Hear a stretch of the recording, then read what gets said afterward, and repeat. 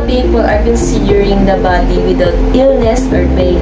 However, is that actually the right description to consider a healthy person? No. According to Bernard Harn, a healthy person is a person who's a balance in different types of healthy such as physical, mental, emotional, in our thinking or right perspective as a person. Mostly of the research about medical or biology, like a person should ideal for its protection and will preserve health must protect. But most of the time being encouraged not only in physical health a person to be healthiest person, especially if they know how to value their life. Personal and social responsibility. We can't deny that most of the old method in life is well used when we need it in the most. We can consider a routine without a rest as a great routine. Rest, including the doings or spiritual and habits, also help a person to have a positive mind and energy to continue what he or she is doing in order to be healthy. We can always satisfy ourselves with just things that we want. We might as well look at the process of doing, because sometimes some things are not supposed to work as we think it should, especially if we do it too much. We can just think about ourselves, because our progress is also the problem of other people, and it can cause trouble of thinking that they might get sick too, because we are the same place and we are inhaling same air. But since the authority are making its way on preventing things to happen for people to not do or be affected on that same page as the other people do. We as a person should value ourselves as a value, a treasure that we own. Because you can lose that treasure, but the treasure that only you can own is replaceable. Crimes against life. Crimes against life. Murder, torture, sexual violence, enslavement, persecution, and enforced disappearance are examples of these crimes. Despite the fact that crimes against humanity are frequently committed as part of state policies, they can also be committed by non-state armed groups or paramilitary force.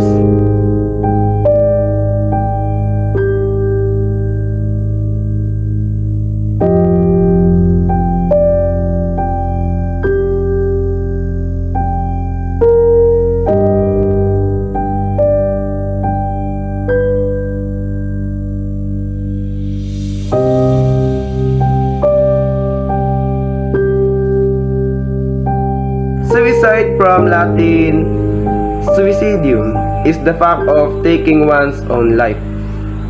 Attempted suicide or non-fatal suicidal behavior is self-injury. When someone commits suicide, it is usually as a result of depression or other mental disorders. Example of suicide is mental health problems. Mental health problems are a big part of suicide.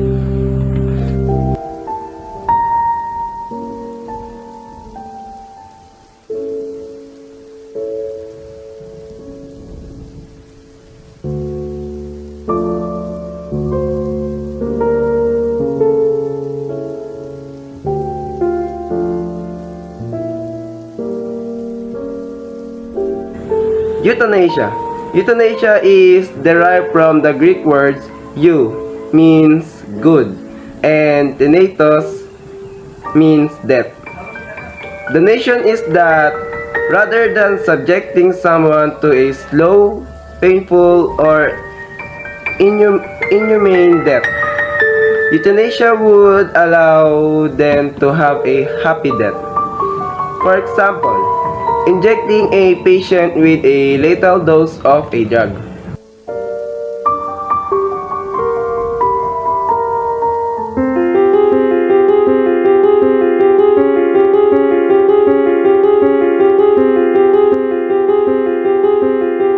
Mutilation or maiming, from the Latin mutilus, is the fact of cutting off or injuring a part of person's body in order to permanently remove that part of the body. The two major types of female genital mutilation include clitoridectomy and excision with infibulation. For example, scarification, burning, flagellation, tattooing, or wheeling as part of rite of passage.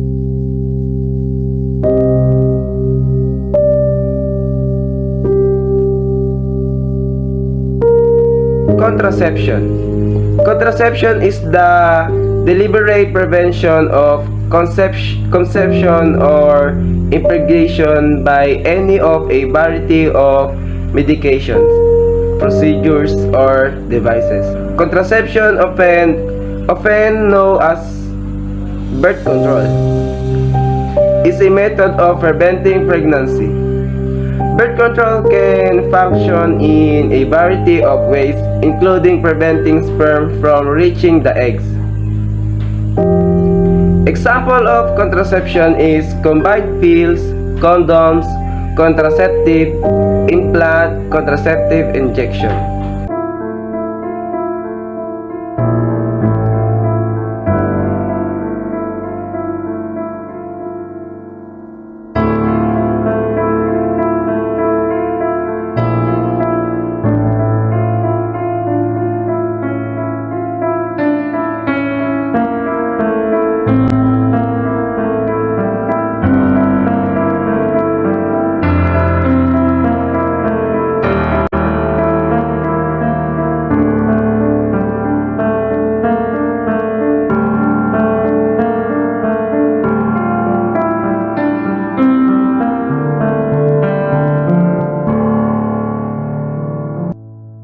Sterilization is a form of contraceptive technique.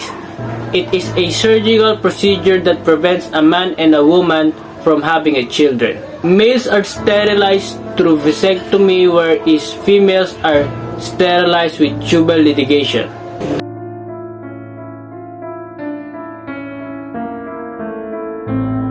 Therapeutic sterilization is intended to preserve the well-being of the whole body and is therefore permissible. Eugenic, however, is used to prevent reproduction in people who are otherwise healthy and normal. This is against natural law and is forbidden. Forced sterilization of mentally ill or impoverished people is discriminatory and infringe of these people's human rights. According to Bernard Herring, forced sterilization is often accompanied by fear, disappointment, and discomfort, and has a substantial negative impact on one's libido to the point that it may harm mental health.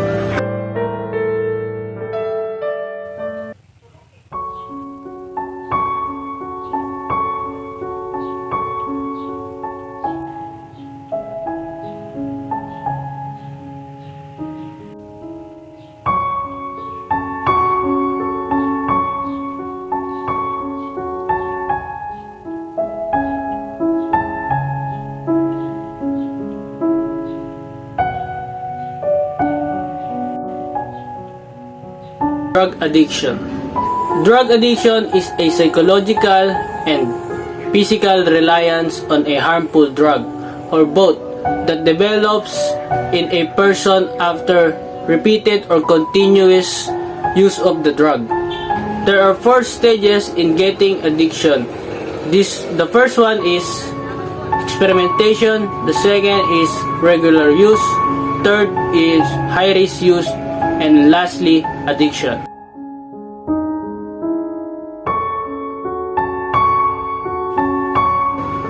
First, we'll talk about experimentation. Experimentation, defined as the voluntary use of drugs without experiencing any negative social or legal consequences, is often accepted or even encouraged. People who believe substance use will continue to make them feel good or solve their problems will progress into the next stage of regular use. Some individual may be able to use drugs or alcohol without becoming addicted. During the stage, likelihood of becoming addicted rises dramatically. Substance abuse becomes routine and you're taught to believe that quitting is simple. And the next stage is high-risk use. What started as a temporary escape from reality now precedes over other facets of your life. You became either unafraid or unaware of the consequences of your behavior. Craving becomes unbearable, and you may justify dangerous behavior as necessary undertaking. Your work, relationship, and other obligation suffer as a result. And the last stage is addiction. By the time you reach the last stage, you've developed a strong addiction to the substance and are entirely reliant on it. Addiction is a severe and devastating illness. If left untreated, you will not be able to change your conduct even if someone informs you that it would save your life. It doesn't matter if you're a drug addict or alcoholic either.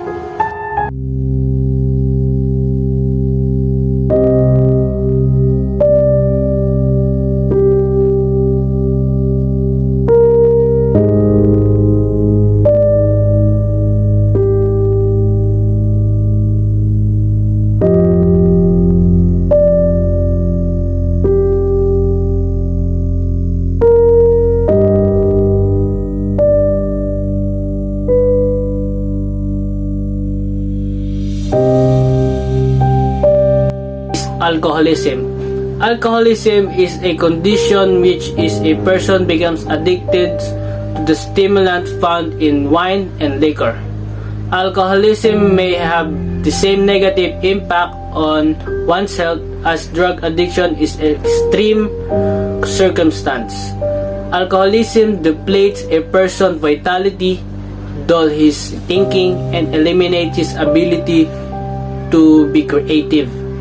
Alcoholism are often unable to keep down employment or form meaningful relationship on others because of their unpredictable conduct and limited attention span.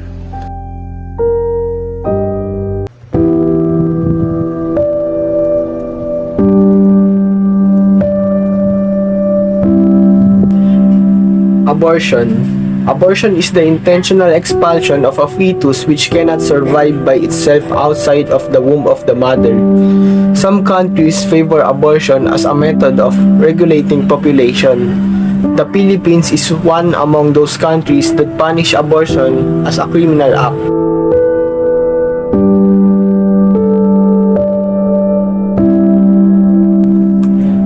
Abortion is most common for those who experienced early or unintended pregnancy, or to those poor people who doesn't have a money to raise their children. And that may also affect their own lifestyle, and for that reason, they will just decide to just abort the baby for the sake of their life status. And some cases of abortion are also about sexual abuse, and a number of countries adopt abortion laws and recognizing rape as a legal ground to access the safe abortion. But in our country, abortion is illegal because laws in the Philippines look at abortion as a wrongdoing, and it does not promote respect for life. And aside from that, it can also endanger the life of the mother. Moralists distinguish between indirect and direct abortion. Indirect or therapeutic abortion is which is performed for the purpose of saving the life of the mother. This is morally permissible. The case does not imply that the mother's life is simply preferred over that of the child. The choice is between a life which can be saved and a life which cannot be saved. The moral dilemma is to let both die or to save that of the mother. There is a kind of abortion that is morally permissible, and it is the indirect method. It is permissible because of its motive, and it is also not forced to do because it is a life choice that you cannot change. You have to choose between who is going to die just to make the other one to be alive. That's why it is permissible. while the direct or selective abortion is a choice of the mother for their own sake, even though the life of the mother is not endangered.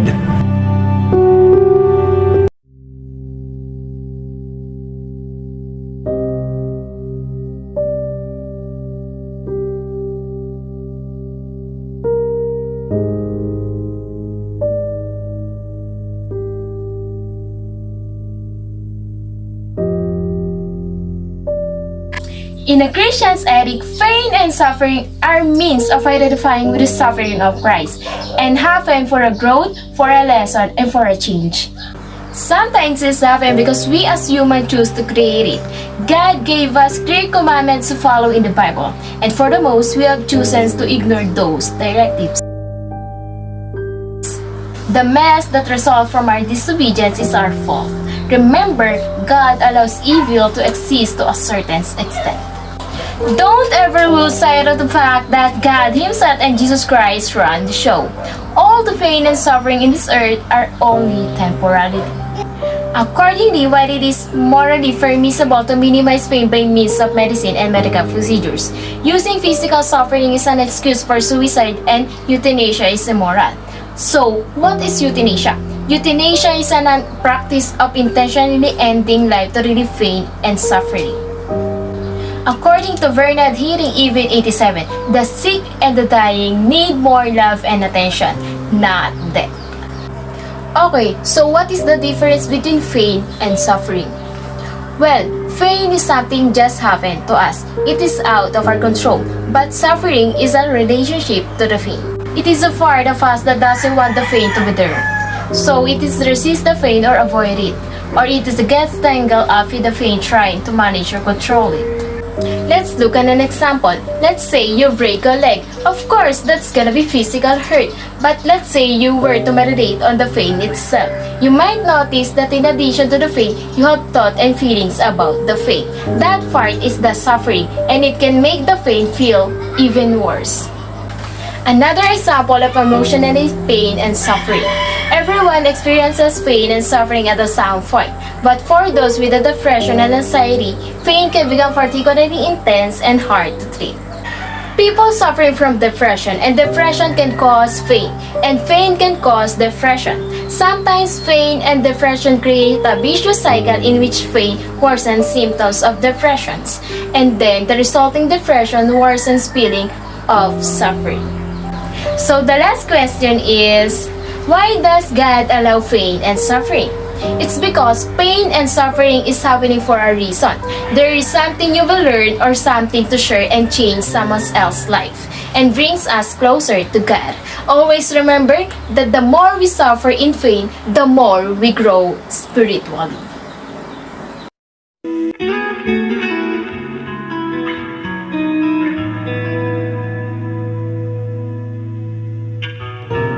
Rights to her body. A woman has a God-given right to use her body in any way she wants. From this premise, therefore affirm, I will have a child when I want at the right time and the right place, or not at all. But in the opposite, you cannot use your body in any way you want. You can kill yourself, for example, or physically hurt or cut yourself just because you want to. In other words, you don't own your body or life. There are limitations we must acknowledge. Limitations imposed by society, and above all, by the sacred nature of our bodies. Other people have a role over your body. For example, by extension your life, to keep it healthy and secured and protected. Your parents who brought you into this world certainly have a role in your body and life. In fact, the state has a role in your body and life. In its perversion and protection under are penalties for inflicting on other physical injury to the body, or even emotional injury, for example, mental anguish from libel. So there are persons or entities aside from and outside of you who have some rights to and interest in what you do with your body. 1 Corinthians chapter 3 verse 16 to 17. Do you not know that you are the temple of God, and that the Spirit of God dwells in you? If anyone defiles the temple of God, God will destroy him, for the temple of God is holy, which temple you are. 1 Corinthians chapter 6 verse 19 to 20. Do you not know that your bodies are temple of the Holy Spirit, who is in you, whom you have received from God?